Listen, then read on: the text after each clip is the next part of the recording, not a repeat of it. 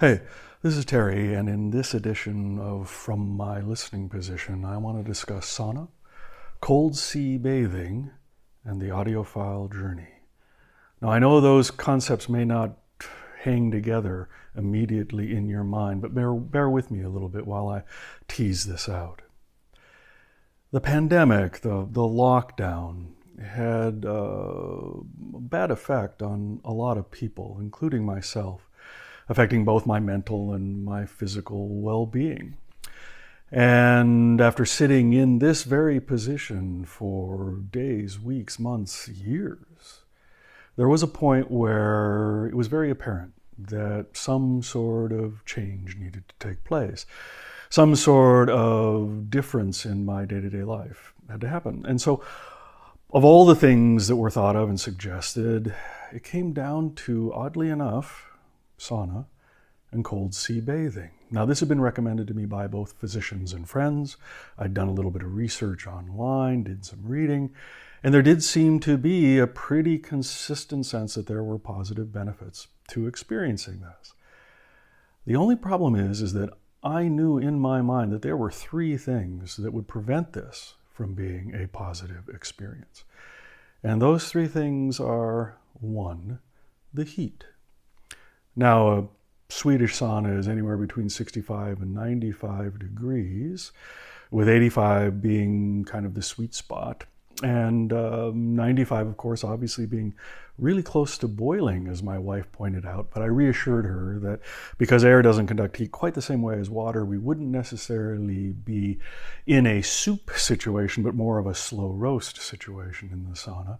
But it is a case where 95 degrees is almost boiling. It's almost 100 degrees Celsius or 212 degrees Fahrenheit, for those of you playing our game in the Fahrenheit world. And that's quite hot and unpleasant.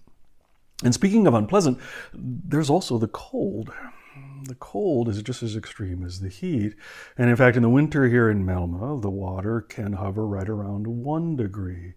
Or get as low as 1 degree, hovers mostly around 3 degrees, which is effectively between 34 and 37 degrees Fahrenheit. Very, very cold. Ice cold. And then there was the third strike that I knew would really kind of make sure that this wasn't going to be a success, and that's the nudity. In Swedish sauna, clothing is not an option. It is no clothing, it is nude.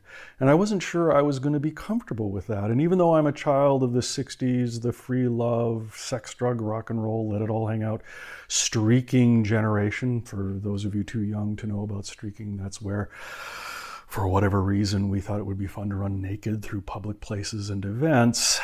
I'm not comfortable really displaying my naked body in public. But given all of those three negative factors, I decided that I would give it a try. The kind of a sense of positive skepticism that I try to follow whenever I encounter something new, different, especially when it may not immediately be a positive experience.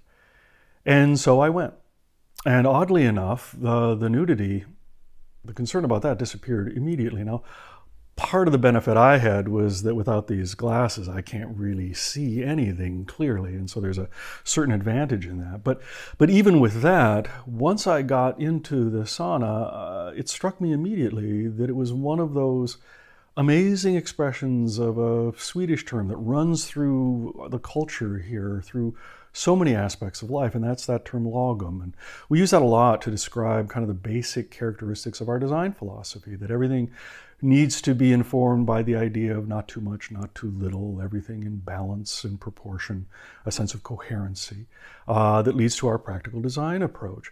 But more importantly, in this instance, it was the social aspect of lagom, this idea that no one is better than you, you are no better than anyone else, and that everyone should have access to everything. And so in the sauna, oddly enough, with the nudity, it expressed this idea that we were all equal. Now, some of us more than others, if you know what I mean, but nonetheless, there was this sense of equality, and there was no distinction that might otherwise be communicated even by the kind of clothes you wore, indicating your economic status, if you will, your employment status. And so With that out of the way, we had to address the heat, and my friends were correct that told me that the hotter, the better the effect, and that 85 was probably the sweet spot, although I have to admit 95 is not bad, and 105 is an interesting experience.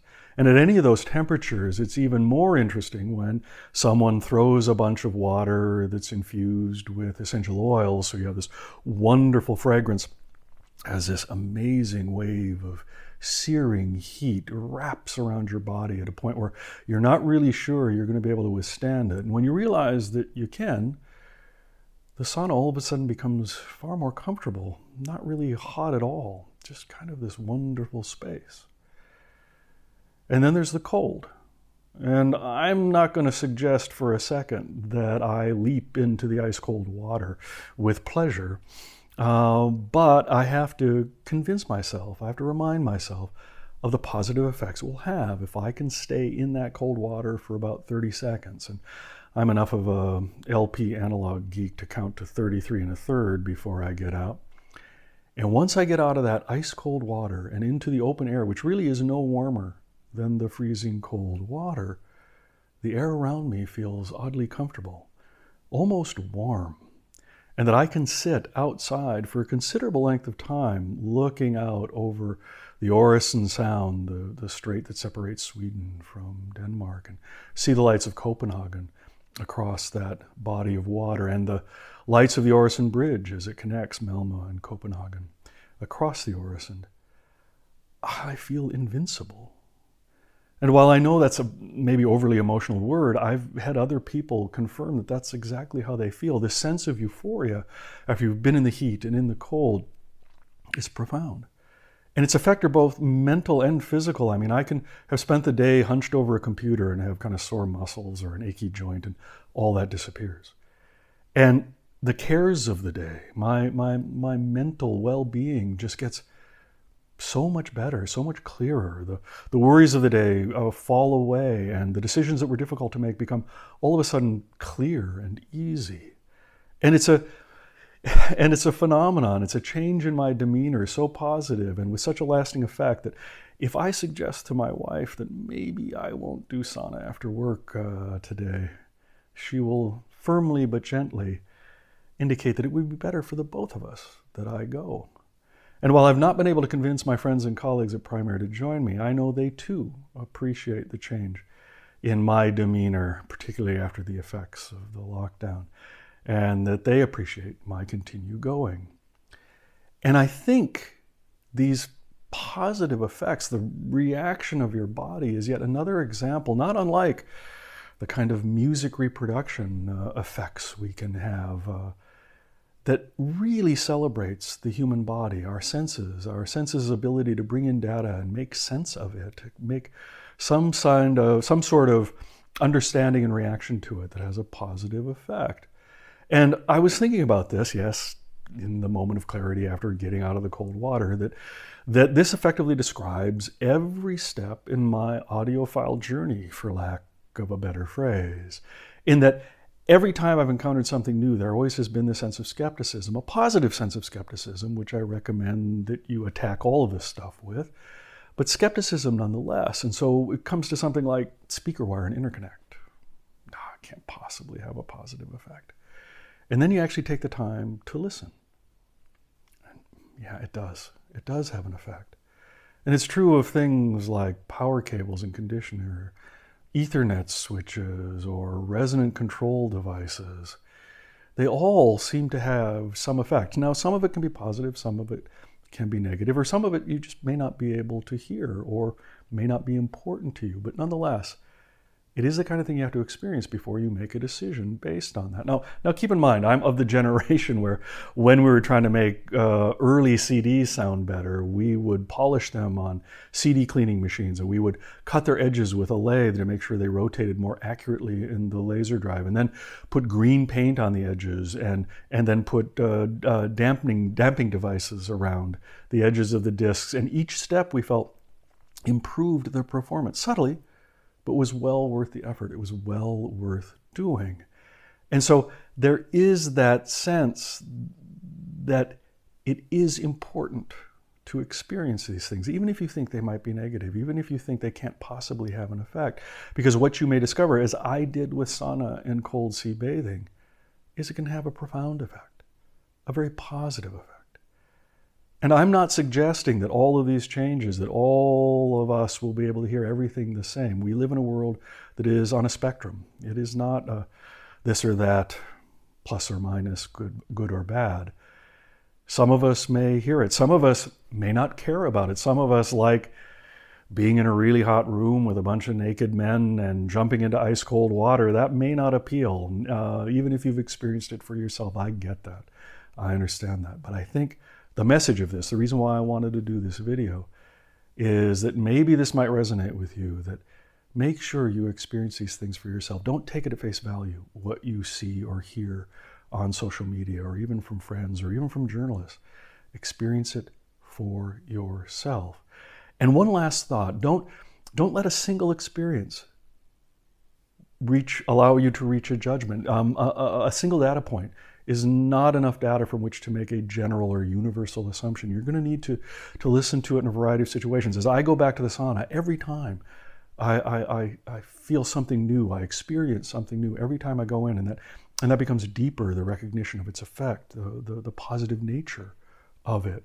And so it could very well be that you might be listening to a certain technology, a certain implementation of a technology, and try to make a general assumption that that's what this technology is all about, but you can't.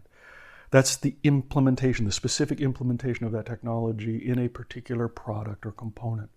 You'll need to listen to a wider variety of things to make sure that you're able to get a better handle on really what it might provide for you in your system building or in your life. So I guess what I'm saying is take the plunge, and if not into ice cold water, at least give yourself the opportunity to experience as much of this stuff as you can.